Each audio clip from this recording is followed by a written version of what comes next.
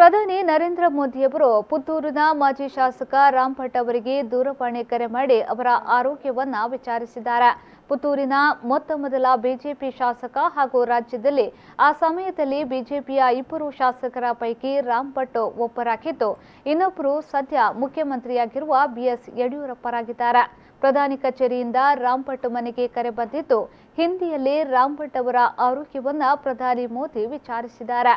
ವಿಶ್ವದಲ್ಲೇ ಅಗ್ರಸ್ಥಾನದಲ್ಲಿ ಗುರುತಿಸಿಕೊಂಡಿರುವ ಮೋದಿಯವರು ಕರೆ ಮಾಡಿರುವುದು ಸಂತಸ ತಂದಿದ್ದು, ಪಕ್ಷಕ್ಕಾಗಿ ದುಡಿದ ಕಾರ್ಯಕರ್ತನಿಗೆ ಇಂತಹ ಮಾತುಗಳು ಉತ್ತೇಜನ ನೀಡುತ್ತದೆ ಎಂದು ರಾಮ್ ಭಟ್ ಪ್ರತಿಕ್ರಿಯಿಸಿದ್ದಾರೆ.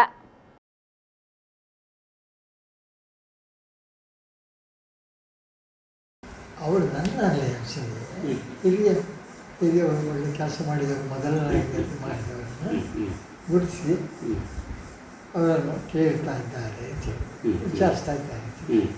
ಅಂದರೆ ಅವರು ನಮ್ಮೊಟ್ಟಿಗೆ ಈಗ ನೋಡಿ, ನಮ್ಮೊಟ್ಟಿಗೆ ಇದ್ದವರು ಕೆಲವರು ನಮ್ಮೊಟ್ಟಿಗೆ ಇಲ್ಲ.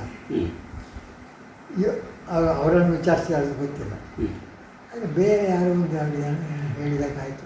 DH ಶಂಕರಮೂರ್ತಿ ಅನ್ನೋದು ನಿಮ್ಮನ್ನು ಮಾತಾಡಿಸಿದ್ದಾರೆ ಅಂತ ಒಂದು ಮಾಹಿತಿ ಬಂತು. ಶಂಕರಮೂರ್ತಿ ಅವರದನ್ನು ಏನು ಹೇಳಲಿಲ್ಲ, ಆದರೆ ನನ್ನ ಹತ್ರ ಮಾತಾಡಿದ್ದು ನಿಜ. ಸ್ವಲ್ಪ ಹೊತ್ತು ನಾನು ಹೇಳಿದರು,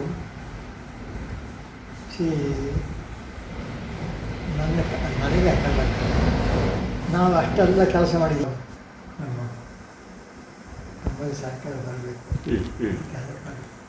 ನಮ್ಮ